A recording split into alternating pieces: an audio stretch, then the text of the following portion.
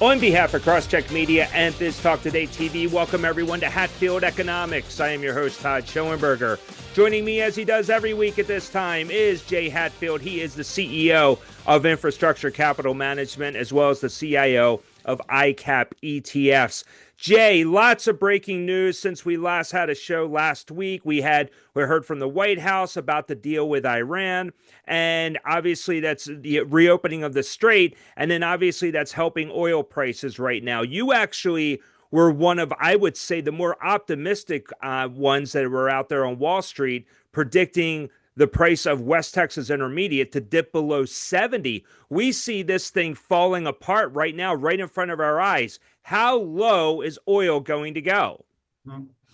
Well, as always, the numbers are more important than the opinions.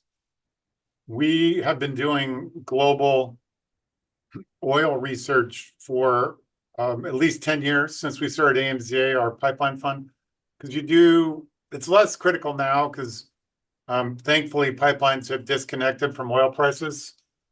And if you do own any pipeline companies or our fund, our advice was correct. We do try to give great advice because our point was that buying pipelines is kind of a free option.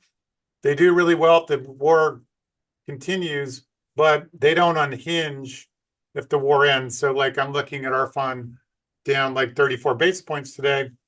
Regular energy company, actually regular energy is holding in pretty well too, but not getting annihilated. It's a really good resilient asset class.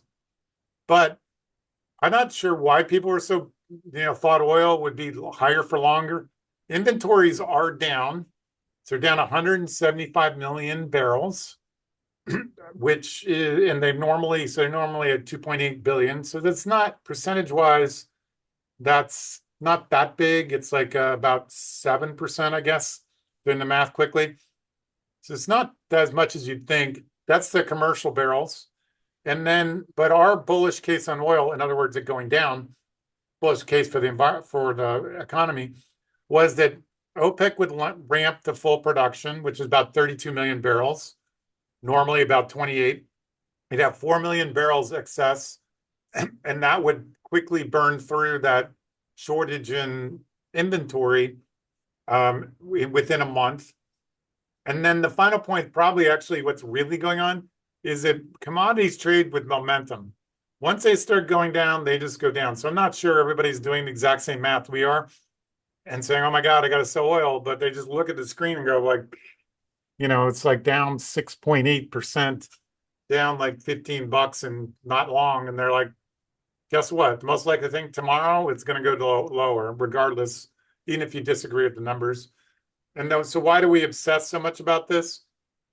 If oil comes down, then reported inflation is going to plummet, both core and headline, because you could get bleed through to core, most obviously in airline fares, but everything has some energy cost. And then then our bull case kicks in. We get 3 cuts over the next year, because shelter's already at 0, measured at 4, really 0 on a mark-to-market basis, on a real-time mark-to-market basis. So the indices are overstated. And the good news is Kevin Warsh does care about that. He does other adjustments. He apparently doesn't look at our website as he should, but he does adjust that. He's going to implement forecasting. You do need to forecast to do monetary policy. So I think tomorrow's Fed meeting is going to be bullish, where if the strait hadn't reopened, he would have had to deal with all the hawks or like, oh, we should raise rates, which would have been pure insanity. But now he has a little bit of leeway to start talking about the fact that, with energy coming down and shelter, that he should only start to set the stage for rate cuts over the next year. So I think it's going to be a bullish, particularly press conference statement, probably be pretty neutral. Keep in mind, there's 9 hawks and only 3 doves, including Warsh. 9 basically Democrat Keynesians, don't understand economics in my not humble opinion, and 3 that do. So he's going to have to battle those people. And there's a lot to unpack there with everything you said. And you are right. The Fed is meeting this week. Obviously, the inflation story is still there. We still have the Strait. It's not going to reopen until Friday, but once it does, it sounds like things will start to move. The rhythm will get back into normalcy quicker than I think a lot of people were predicting. But one thing I will say, though, is that when you see oil prices, particularly West Texas, whether it's trading higher or lower, the big three oil companies with Exxon, Conoco, and Chevron tend to move in tandem with the movement of West Texas. We're not seeing a lot of that today, though, Jay. With West Texas down so much, you're not seeing the big three trading that much that in that direction. I know I think Chevron and Conoco as we speak are down slightly, but Exxon was up. What does that tell you? Does that tell you that maybe oil traders are just maybe a little too aggressive with the selling right now? Or do you think some of the equity traders are not getting it right? Well, I'm just double checking because I like real facts, but I do know that MLP's kind of already priced the reopening of the Strait in, Mm-hmm. and I'm just using my Bloomberg here to look at a chart. It's Yes, perfectly Exxon fine. Mobil was as high as 175 Right. or 140.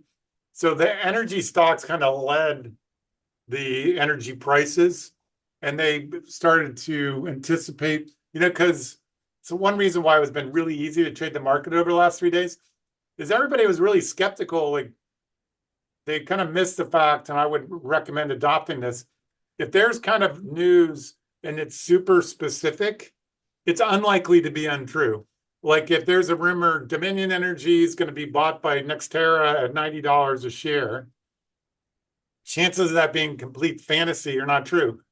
And if there's a report that there's going to be an agreement signed on Sunday and it has some of these provisions, okay, I get it that the president said like 20 times that we're going to have an agreement, but there's a lot of specificity.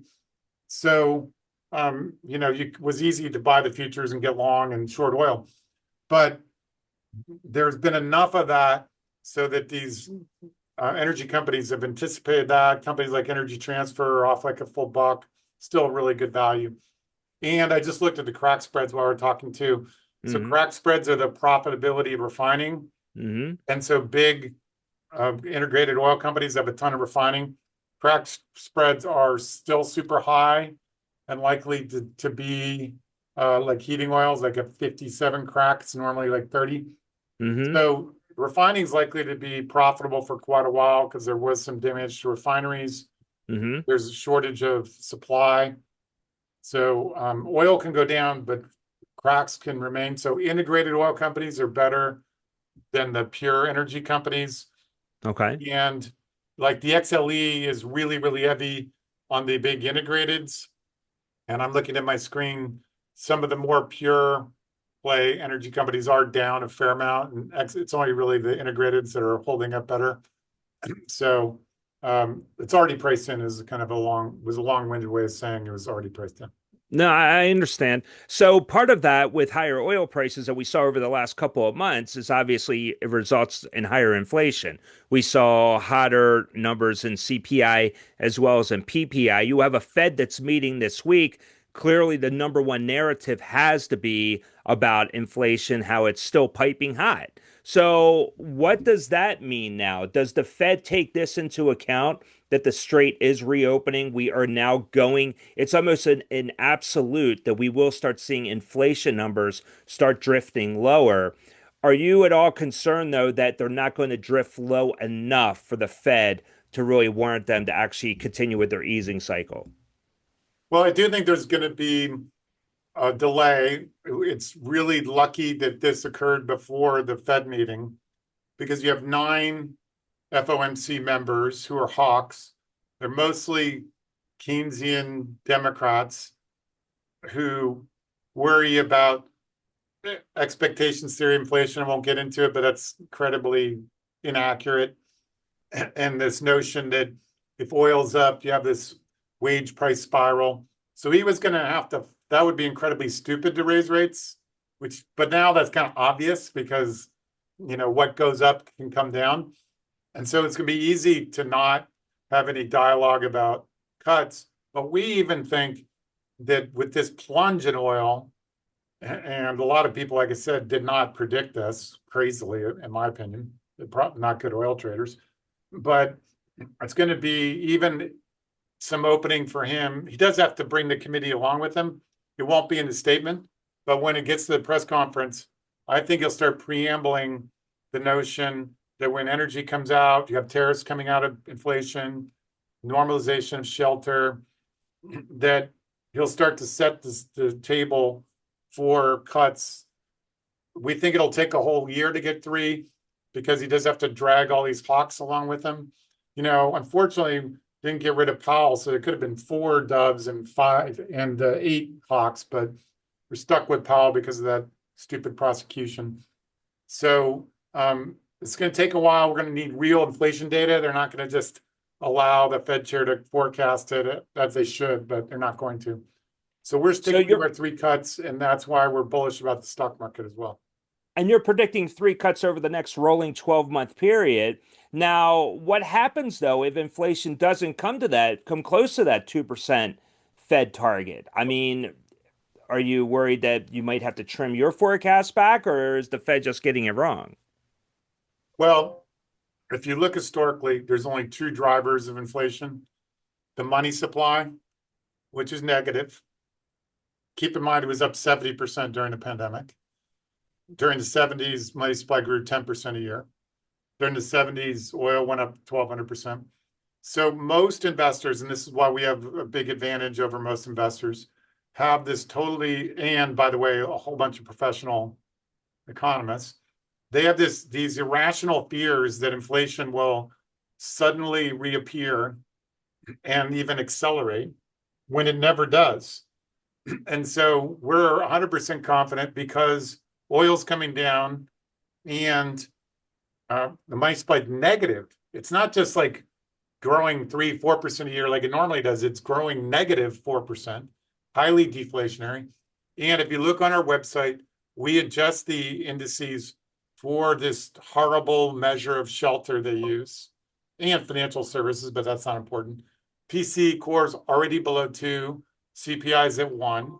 And Warsh does care about this. Powell was massively incompetent, the worst Fed chair since World War II. So he wasn't about to do that. So we think with this Fed chair and the fundamentals, which are massively showing that we have deflation, if anything, that we'll get there. So we have zero worry about that. We incorporated a whole year just to reflect, like we said this at the beginning of the year, it would be at the end of the year, but we didn't expect the war and then also the war to drag on way longer than we had hoped. So we're trying to be conservative because we think we need the real data, but we're 100% confident on the real data. We've been fantastic forecasters of inflation historically, and I see no reason for that to end. And so I'm not worried about that. I mean, of course, everybody else is. Fed funds futures are ridiculously still incorporating an increase. Fed fund futures, by the way, are terrible forecasters of actual Fed funds, but I just booted that up. Still a 1/4 point increase, totally wrong. We're totally non-consensus, but our models are far more effective than almost all other market participants historically. Maybe they'll break down, but historically they're way better. You've been publicly stating that you believe Kevin Warsh could fundamentally reform the Fed. What changes would you like to see? Well, there's 3 areas quickly. Forecasting, use the money supply. Money supply matters. If it didn't, then we wouldn't need federal taxes. Should be in your prominently displayed in your forecasting models. As Mirren was a great Fed member, pointed out, like you have to forecast. Like you're a terrible analyst if you just wait for companies to report earnings. You have to forecast. And monetary policy acts with a lag. So you have to forecast. So that's number 1. Have good forecasts. Number 2, adjust the indices, CPI and PCE, for obvious flaws. Like I've said this many times, but believe it or not, they don't even update the shelter calculation except every 6 months. There's a 6-month delay built in. So it makes the Fed, if you use quote real-time data or data dependency, you're automatically behind by 6 months. Try that in your business.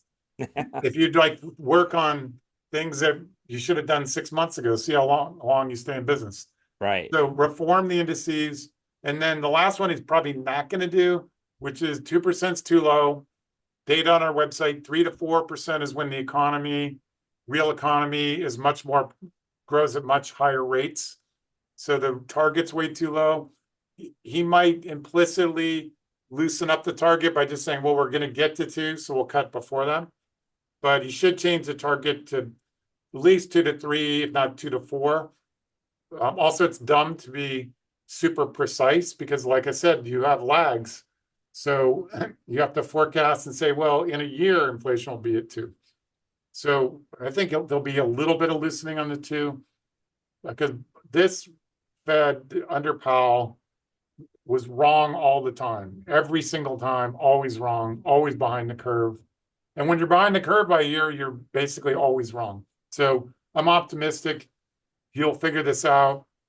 Mirren's already on board for it, doesn't matter because he's off the Fed, and that we'll get these 3 cuts.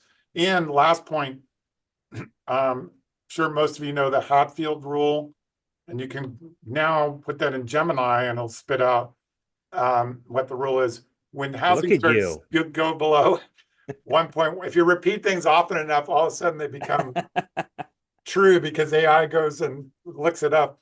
But when housing starts to go below 1.1 million, if you look historically, we have recession. We just printed 1.2.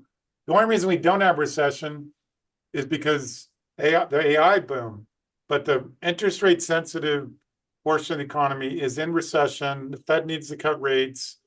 They would become obvious to them if we didn't have the AI boom, but they're not good at interpreting data. So it is imperative to get full economic growth above 3% to cut rates 3 times. Okay. Well, I mean, that remains to be seen, but your forecasts tend to be accurate. It's the Hatfield rule. I mean, so we'll have to wait and see. I want to turn the last page. point I'd make is we're not really forecasting. We're just adjusting the current inflation to real time real time data that's market data. They use imputed prices. Imputed is a word for making things up. What's wrong with the market price? Use the market price. Don't make something up about shelter. There's rent data that comes out every month. Use that. So it's already below 2. That's why we're confident. We're not really projecting it goes below 2. It's already below 2. Yeah, no, that's great. And policymakers should take advantage of the data points, at least what infrastructure is putting together. So makes a lot of sense to me. There's other sources. There's a real-time index that does like 10,000 data points from the internet. It was running at 1%. Like I haven't looked at it recently, but in the last 3 or 4 months. So it's not hard to do. It's in fact way easier than doing all the obscure things that the BLS does. So that's what the Fed should be doing. I think Warsh will move us towards that direction. He's using trim mean. I'm not a big fan of that, but he's trying to realize that what the BLS puts out, it's not like it came down on a tablet from God. And they have flawed methodology, just like they do with the employment report. And you have to analyze it and adjust it if appropriate. Okay. So let's turn the page here to your forecast for the S&P 500. Every time we have this show, Jay, it seems that you have a new forecast that's always upping the one that you had the prior week. Right now you have an S&P forecast of 9,000. Is this by year end or is this a year from now? So we always do targets for year end. And by the way, I don't usually say this, but our stock price targets are for year end too. So if we say our Marvell target's 350 and it's at 350, then arguably it's overvalued because it's June and not the end of the year. Mm-hmm. So it makes me a little nervous, when we put out these targets, because it makes me sound like Henry Blodgett, if you know who he is. And he's actually a good guy. I used to work with him. But great guy. Yeah, I do. I know him well. Internet analyst. And it wasn't just him. It was all the internet analysts. And they're saying, okay, my new target on AOL Time Warner is like 3,000. And they'd say, why? Well, because they have more eyeballs and whatever. I don't know what metrics they're using. We use this thing called earnings. I would recommend only focusing on earnings. Free I think I've cash heard of flow. those. Free cash flow is free until it's not free. Yeah. You don't believe me? Go look at the cable companies. How Yeah. free was that free cash flow? It was free until Netflix came along. Ah, So forget about free cash flow. That's called earnings. yeah. All we did to go from 8,000 to 9,000 is we looked at Bloomberg and we get the consensus earnings. Consensus matters. Don't like militias and strategists who say, well, consensus is for a growth of 15, but I think it's going to grow 3% because of, I don't know why. So our earnings estimates have gone up by 12% since we established our first target. So that's all we're doing. Now, we didn't raise the target because we're assuming a 23 times multiple after the federal tax cut, corporate tax cut in 2017. The sustainable multiple went from 18 to 22 in our models.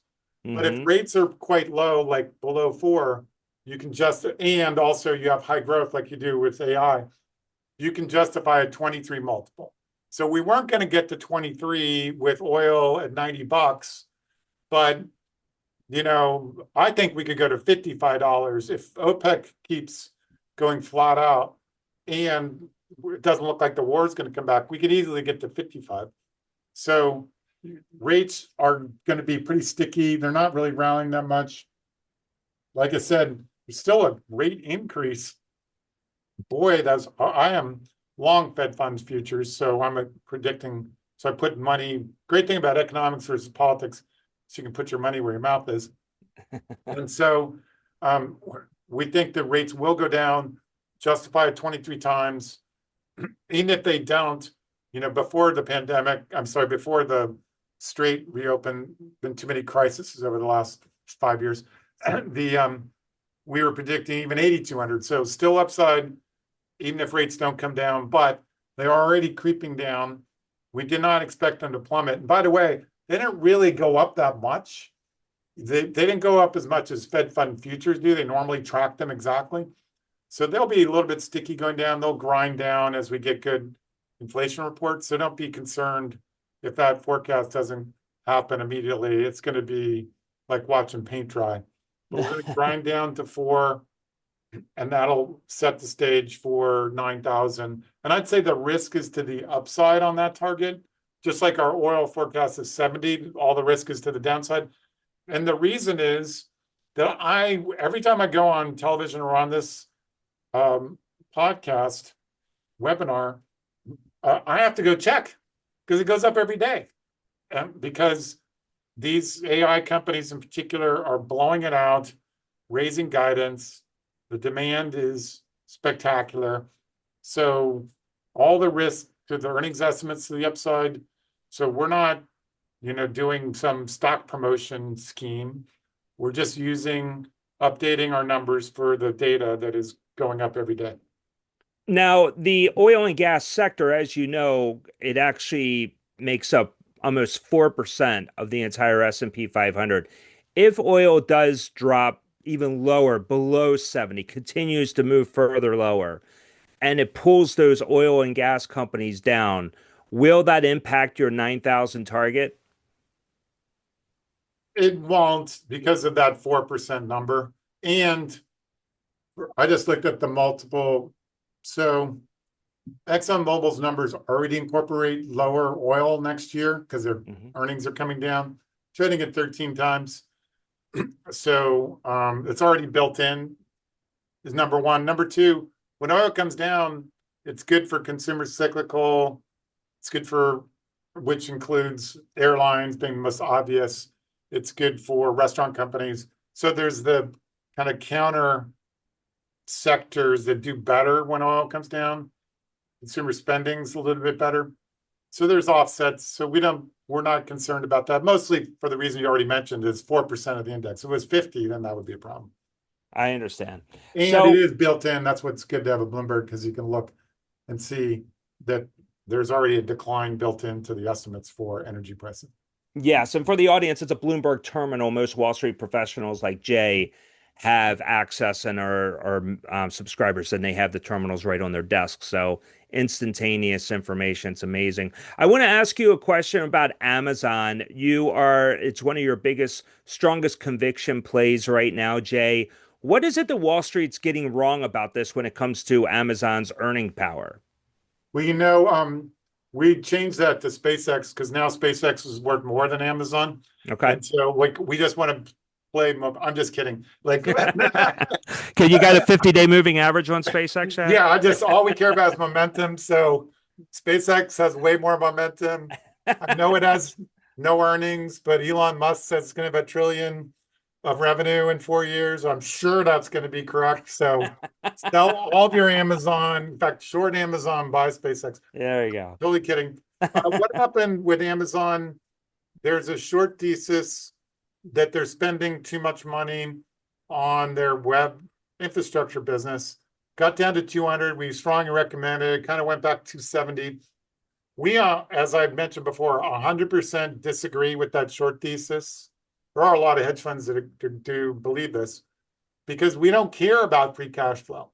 We want earnings. And with the cloud, so with Meta, when they spend money, maybe Mark Zuckerberg is being a nut and he's spending it on the metaverse or something. Amazon is run by a professional manager, somewhat overseen by Jeff Bezos, who's an extraordinarily reasonable billionaire, when most aren't. If you saw him interviewed on CNBC. So these people are not stupid. They are not going to spend 50 billion extra without contracts in hand with great return on invested capital. So people started to figure that out. Amazon went to like 270. We have a 370 target. But then this chip boom happened. Same thing, short-term traders like hedge funds are like, well, why do I need to be in Amazon? It's kind of boring, like half of it's retail. They're spending too much money. I'll sell or short Amazon and I'll buy AMD and Micron and Marvell. I'll make like 10% a day because Amazon will drift down and then those will go up. Well, the chip rally kind of rolled over. And also, why do you want to be in Amazon when oil prices are high and maybe consumer spending is going to come off? It's not really, but it's really like a little bit like a consumer stock. So now that's rolling over. Last I checked, in a pretty weak NASDAQ tape and with semiconductors imploding, it was up. So the last point about it is great retail. They're saving costs, great cloud service, but also they have a chip business that nobody seems to care about. And we have that in our estimates. That's why we have such a high target, 370. And it's also great stock because it's not like AMD, like it's down $50 one day and up 30 the next. It kind of grinds higher, grinds lower. You can write covered calls if you do that. We do that in ICAP. And we also do that in Q-Ball, our new technology fund. So great for writing covered calls because it doesn't go to infinity. You don't want to write calls on Micron and it's up $200 in a day. And so a great kind of low risk, hold it forever type stock, super cheap that the hedge funds don't like. We tend to love things the hedge funds don't like. They hated Marvell at $60, right? To 300. So they're very short term. They have to make money every month. So they do stupid things in the short run that in the long run, well, in short term, they might work, but in the long run, they're incredibly stupid. Right. And we'll talk about QVol in one moment, but I want to quickly ask you about the financial services sector. You are appearing to be bullish. You have Bank of America and Citizens as a couple of your top picks right now. Will that forecast or that outlook change following tomorrow's Fed decision? Well, we believe it's going to be dovish now that oil's plunging. And the other element is, and we still like those stocks and we still held them in ICAP, but didn't recommend them publicly because we knew they wouldn't work when the strait was closed because there's mostly irrational fears of the consumers unhinging and there's going to be a credit problem.